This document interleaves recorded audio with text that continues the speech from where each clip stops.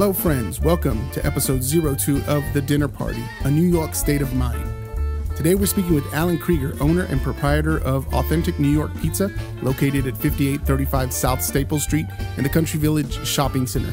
Mr. Kruger is a New York native bringing the authentic taste and experience of New York-style pizza to Corpus Christi. We hope you enjoy the program. Mr. Kruger, thank you so much for having us. Well, let's start off. Hey, what exactly is this New York-style pizza? What does it encompass? What is it all about? Well, it's a certain style in the crust. It's more of a dough, a bready crust, not like the thin crust. It's like eating a loaf of bread, but then as you get towards the center of the pie, it starts to thin out, you know? Okay. The sauce that I make is cooked on the stove rather than directly out of a can. Okay. I make the sauce fresh every morning. You make it from scratch? From scratch, yeah. Well, you know, from a canned tomato product, but an Italian San Marzano tomato. Okay. And I boil it and I cook it. Rather than most pizza sauces are just a pizza sauce out of a can. They add water, you know, but I actually cook it, and it's on the stove right now cooking. Now, do you use your own spice mix? Yeah, everything is my own. I give you a quick my history. I was a chef in New York for 40 years. Okay. I started in pizza as a kid. I worked my way up to one of the biggest catering establishments in New York. I have 5 gold medals. Really? The American Culinary Federation, Long Island Culinary Federation, International Culinary Federation. And I reached a point in my career where I said, okay, that's it. I want to walk away from it and go back to grassroots type of thing. Go back to where people come in on a one-on-one, and you feed them and you see them eye to eye, right, and you give them something that's really good. Oh, that's awesome. Now, what made you choose Corpus Christi? Oh, well, my wife had come down to take care of a sister of hers who was ill. Okay. And but we were going to go to Florida and do this. Okay. But I made an expedition last year to Florida, and I didn't like what I saw. I found the people to be a little rude and some obnoxious. Okay. And I didn't like it. And when I got off the plane in San Antonio, I felt, you know, but when I got to Corpus Christi, something hit me. Oh, really? And I met, you know, strangers walk up to you on the street and start talking to you. Just start talking, you know, like they know you for your whole life. And everybody was warm, friendly, loving, very Christian-based. Okay. The only city in the world with the name of the body of Christ. That's right. In the world. Yeah. This is a big world. Yeah. And this is the only city in the world with that name. Yeah. I like that. So now I find the Christian base, which I really love. I find the people warm, loving, and kind. And then I went around and I saw that the only type of pizza or Italian food in general that you have here is like franchise food. Right. And then I learned something else about people in Corpus Christi. They don't like franchise food. And they also like mom and pop restaurants. My wife and I and my best friend Jim, we work this place and every day it's just us. Yeah. And that's why sometimes there's a wait and whatever, but you're going to find a family working here every day. I have my niece, my best friend, my wife's best friend, and my wife. That's a great story, and I think it's true. And I think it has something to do with the culture here. You know, with the strong Hispanic background. You know, everybody grew up at their grandma's house, eating grandma's food, and something about the food that's actually touched by hands that changes the whole dynamic. Yeah. And I think that's something that's really, really what you're finding here at New York Authentic. And well, see, and I bring it one step further. My wife was born in Mexico City. Oh, really? We got married in New York City. We lived there for 17 years. I lived there almost of my life. My mother was born in Italy. She was born in Sicily. My father was born in Germany. Wow. And New Yorkers are a combination of other things. There's no such thing as a New Yorker. Right. A New Yorker is a blend of different things. My wife and I lived up there for 16, 17 years, and now here I am in Corpus, and so we have all those elements. Yeah. You have the New York element, the Hispanic element, the Italian element, the hands-on element. Yeah. You know, and I found that the people in Corpus are very, very patient when you're busy. Right. New Yorkers aren't that patient. Yeah. And I try to give them a product that's not existing anyplace else in Corpus Christi. Right. So yeah, that kind of leads me into my next question is, you know, when you differentiate, you come to Corpus Christi, you find that, yes, you know, everything is corporate. You know, we're getting a lot of chain businesses in here. We really, as far as from our pizza, you know, we're not seeing, or even in our Italian, we're not seeing really the home kind of cooking. We're not seeing the stuff that you see at small places, locally owned places that you would see like in New York City. What do you think is really the differentiating aspect of that? Is it just people, or is it the product? It's both. One, I only buy the finest product. You can't buy a grade B product and expect to finish cooking it and it'll be a grade A product. Right. It doesn't work. And let me just go backtrack to it.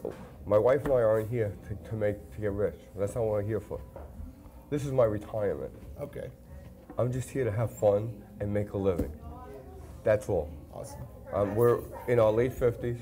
We're just here to make a living.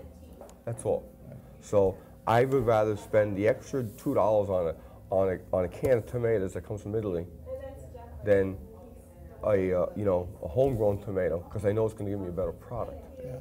Then I do everything myself. There is no other cooks in the kitchen. I cook everything. Sometimes people have to wait, but I forgot, there used to be a product years ago that said you can't rush something good. I don't remember. It was like when I was a kid, which was like eons ago, you know? But I do all the cooking. That's a curse and a blessing. The curse is on me because I have to do all the cooking. The blessing is the end product. I know is always good. Yeah. I know it's always a good product. And are these recipes that you learned from your family, or these recipes that you kind of brought up on your own? I was trained. I was European trained. Okay. Okay. The style of cooking, I come from a town called Monte del Croce in Italy. I did an apprenticeship at the age of 13. I knew I always wanted to become a chef. And when my father, being German and European, I was 13, he said, "What do you want to do for a living?" I do for a living. I want to play with trucks, you know, a Matchbox and Hot Wheels. And he says, "I want to know what you want to do for a living." Yeah. But I knew from then I wanted to be a chef. Yeah. So they found a very, very good chef, and I did an apprenticeship with him. For 11 years, I was in his back pocket. Wow. I was with him day and night. There in New York? Yeah. Really? Yeah. Wow. Yeah, and he was from Italy. Wow. And he trained me as if I was there in Europe. And I mean, there were days when he would yell at me so much for making a little mistake that I would cry for hours. Yeah. You know? Yeah. There was days he would hit me in the back of the head. Yeah. What are you, stupid? But that was their way. Yeah, that's their way. Exactly. And I remember him always saying that, you know, he had a back problem, and he said, "You're going to be my body, because I can't move anymore." He said, "But when I'm done, you'll have my brain." And he ran me around like I was like a slave. I have to say it. Yeah. But when it was all over, the end, I had his brain. I had everything. He held nothing back from me. That's awesome. And then he... And you know, that's the true heart of mentorship. Yeah. You know, when somebody's willing to do that and really pour into you, that changes the dynamic of your relationship, because it's no longer you actually being a slave. It's you, he's actually preparing you for the next trip. Right, yeah. Exactly. Yeah, yeah. And I've taught many in New York. I had my teacher's license. I was a certified instructor. I taught a good 10 good chefs that really walked away from me that I knew that they were chefs, not cooks. Yeah. A cook is a cook. Yeah. A chef is a chef who knows, you know, the business. Yeah. And two things is when I gave up the catering part and the big kitchens, because when he told me, when it stops becoming fun, give it up. Mm-hmm. But this is fun again. Making pizza and making, you know, sausage and peppers and making chicken cacciatore and watching the people's faces. Yeah. That's fun again. Yeah. And the other thing is, he said, when you stop learning, that's when you should just quit. And I learn every day. Every day I learn something new about what I do. Yeah. And Labor Day will be 41 years in the kitchen. Now, and I learn every day. What are you learning about the workforce here in Corpus Christi? I found that people are a little bit more laid back than New York. Yeah. And I have to get used to that. Yeah. In New York, everything is done right away, fast. Right. And over here, things are more laid back. However, the customer is also more laid back. Yeah. He's not so pent up over waiting or not so pent up over a mistake. Yeah. If you make a mistake in New York, the customer bites your head off. Yeah. You make a mistake down here, the guy tells you, God bless you. Yeah. You know? And I have I guess I have family with me, and they're diversified. My best friend that I met here, that has become my closest friend, was born in El Paso, Texas. Okay. Okay, and then there's my wife, from Mexico City, who's my best friend. Your wife has to be your best friend, otherwise, you know. Yeah. And then there's her best friend. Her name is Marilyn, who was born in Lubbock. Okay. And then there's my niece from Peru. So and I have a young boy who helps me as like a sidearm, also from Mexico. Oh. And I tell he's more, get me this, get me that, so I don't have to run as much. Yeah. And I'm learned to adapt to the slow. I'm trying to learn to adapt to the slower way of life. Yeah, it's not easy because in New York, if you make a mistake, it's a catastrophe. In Texas, if you make a mistake, it's not a catastrophe. Yeah, I like that. I like that too. Yeah, it's like if people have to wait, it's like it's okay, don't worry about it. Yeah. It's just a different way of life. Yeah. And I have some customers that come in with their college-age kids who are like, I can't wait to get out of here. I can't wait to get out of here. Are you crazy? Where are you going to go? I tell you what, the thing about waiting is it gives you time to talk. And it gives you time to form relationships. We spent 45 minutes probably just laughing and having a great time back here. And we're with a group of friends. And that's something you don't get, at a corporate, because the corporate's trying to get you in and out. Because they want to turn over. Yeah, because they want to make a buck. Yeah. Listen, today I had two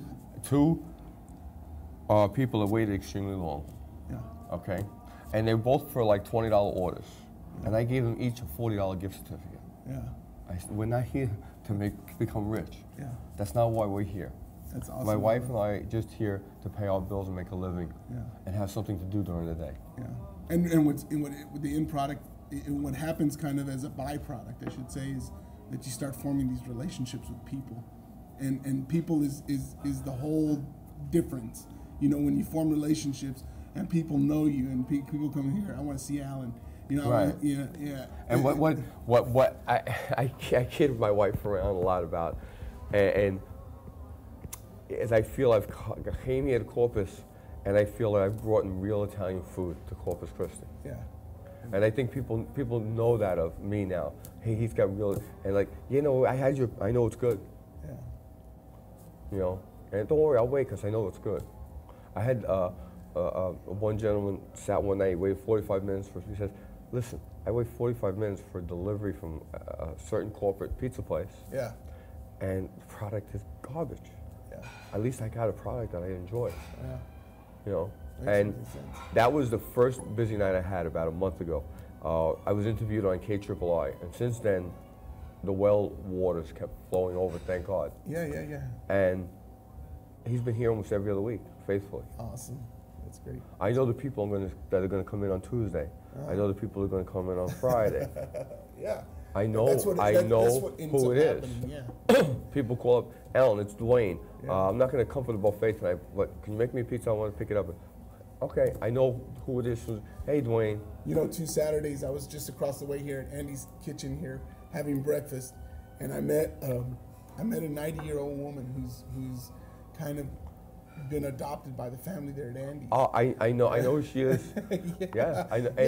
And what happens? She tells you her story. She tells you, I grew up in North Dakota, and then she tells you the stories of being caught up in a heist where they were trying to rob a train, and that's stuff that you don't get. You don't get when you're in a hurry. No, and I'll tell you something else. Between restaurants, 2 weeks after I opened, the owners came over to visit us, and blah blah blah, and it says, there's plenty of business for. Well, I designed my hours to be anti their hours, so they close at 2. I open like on Sundays. They close at 2:30. I open at 2 o'clock.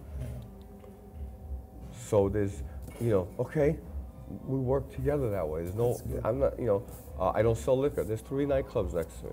Yeah. Yeah. I don't have to sell liquor. Yeah. If you want, there's plenty of liquor next door. Yeah. You know, so we work. You know, in New York, it's not that. In New York, oh yeah, it's like, well, listen, I got mine, now you get yours. Yeah. And down here, it's not like that. You know. You know, it's like that really everywhere. But you know, when you come with a mindset like you've come with, you know, where you're coming with something different, where you're like you said, you're not here just to make a profit. You're here really to make a living and to live. And life is more than just making that buck. You know, you ever watch these shows? They're more prevalent now on television. When I was a young kid, I used to watch. It would be a guy who, let's say he was a police officer or something. Yeah. But in his hobby, he made stained glass windows. And then he turns 60 and he retires, or whatever, 40 or 50 as a cop, he retires, and he moves to North Dakota or something, and he gets a little farmhouse, and he makes stained glass windows and sells them at a fair. You know, that's what he does for a living. Yeah. You know? Yeah. And he's, you ever see, there's a show called American Pickers? You ever see that show? Yeah. And they find all these people that, well, that's what I kind of think of where my life led me. Yeah. I did all that, been there, done that. That's good for you guys. You can stay up there and do that. I'm down here and I want to live that life. Yeah, that's awesome. I've got Jeff here, our co-founder over at Social Bites, and you got anything you want to ask Alan? No, I'm just intrigued to hear a story like that. Like you said, Dave, to hear a story like that, there's not enough time in the day for most people, but to sit down or, you know, have and enjoy a conversation with someone such as yourself and find out such a diverse background. Yeah. It's something, I mean, it's exciting to hear, you know, it makes you think. Yeah. So I'm happy to have sampled your food. It was excellent. I love the chicken, man. But I'm going to ask you about that fish here after the show. And okay. He's a big fisherman. Okay. Over here. But in either case, I mean, it was awesome. It was an experience for us. And you know what? I haven't seen a pizza that big in a long time. And that was a big slice, too. So. Listen, value. Yeah. It's supposed to be 15 inches. I make them 16.